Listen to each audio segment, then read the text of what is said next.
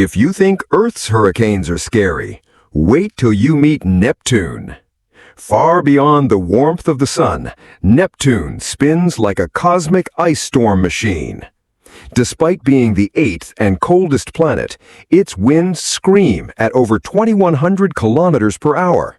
That's faster than a fighter jet. But why? Scientists believe Neptune's powerful winds are fueled by its fast rotation, spinning once every 16 hours, its frigid atmosphere, allowing gases to flow freely with less resistance, and its internal heat, which radiates more energy than it gets from the sun. So while Neptune looks calm and blue, it's actually the stormiest hellscape in our solar system. Still think Earth's windy?